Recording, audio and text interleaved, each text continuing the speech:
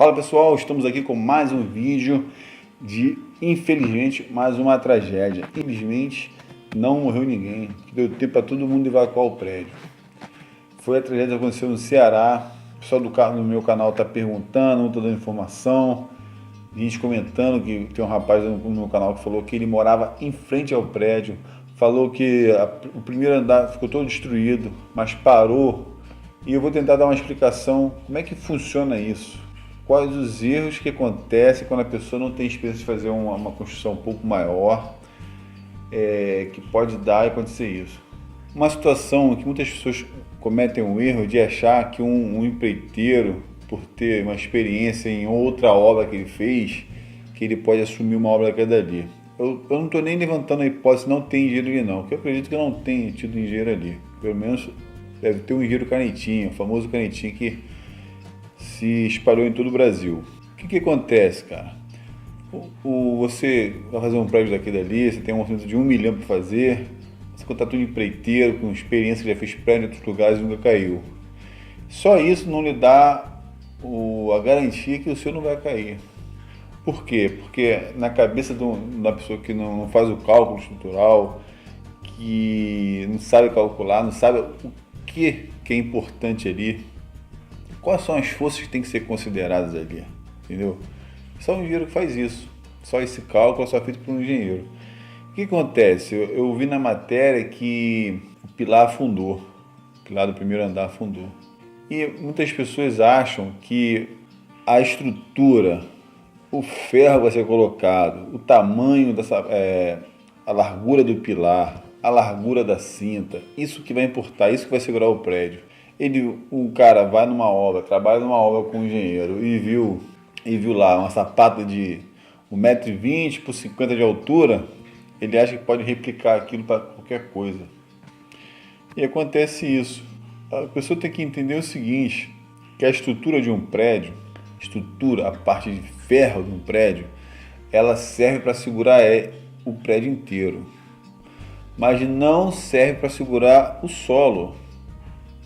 O solo, ele te dá um valor de quanto vai suportar. Vou te dar um exemplo. Não adianta você pegar uma pessoa muito forte, estruturalmente forte, botar uma pessoa nas costas e tentar ficar em pé em cima da lama, em cima da areia movediça. Entendeu?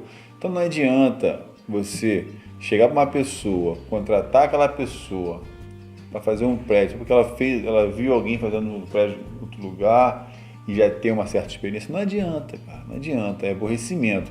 E você, pedreiro, empreiteiro, você vai correndo o risco de responder criminalmente.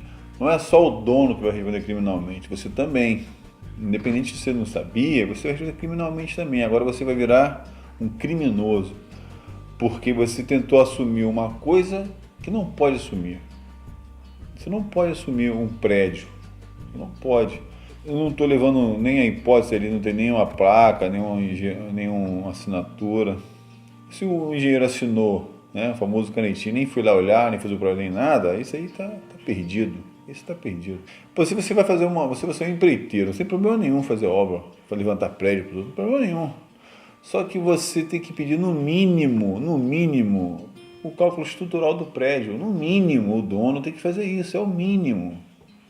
E como é que vai se basear o engenheiro para fazer o cálculo estrutural do prédio? É só ir na obra, meu filho. É só coletando o solo, pegando aquele solo nos pontos importantes do solo, levando para o laboratório. O laboratório vai dizer para você, ó, sapata rasa, vai usar sapata. Esses prédios de 3 andares, o pessoal usa muito sapata rasa. A estrutura normalmente não é fundação rasa.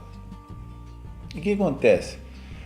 Com a medida do solo, o quanto o solo suporta, que tipo de material qual a profundidade correta que tem que botar a sapata, ele vai passar todo o cálculo dos ferros da sapata, a largura da sapata, o ferro que vai usar na sapata, a cinta, o pilar, entendeu?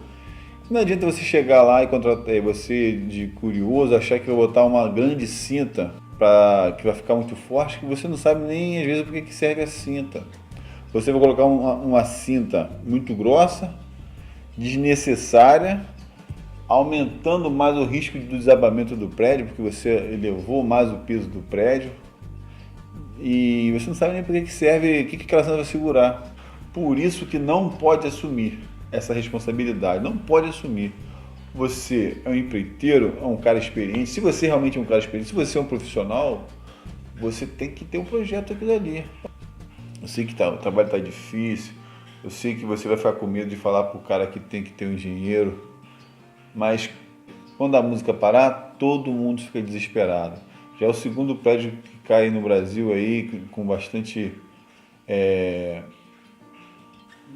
transmissão na mídia.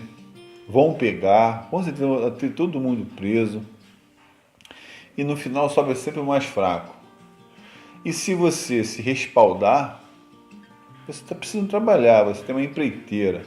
Se você se respaldar pelo responsável técnico, que é um trabalho técnico, você não tem técnica, você tem a mão de obra. Quando você assume uma técnica para fazer uma casa, é uma coisa.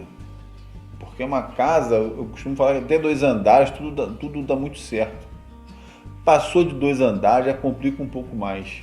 Porque a margem do cálculo que as pessoas usam, se você errando por pouco, errando um pouquinho para lá, um pouquinho para cá, vai estar dentro da margem ainda. Passou de 2 andares, tem que ser uma pessoa que sabe o que está fazendo. Se você tem ideia, um engenheiro que calcula a parte estrutural de um prédio, tem que fazer uma pós-graduação.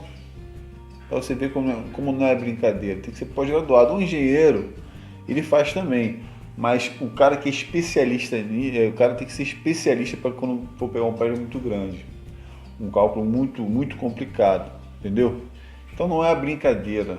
Não corra o risco de botar a sua vida em risco, a vida da sua família, a vida de outras pessoas em risco, porque você não quer perder o trabalho, tá bom? Então pega essa dica aí, espero que tenha gostado.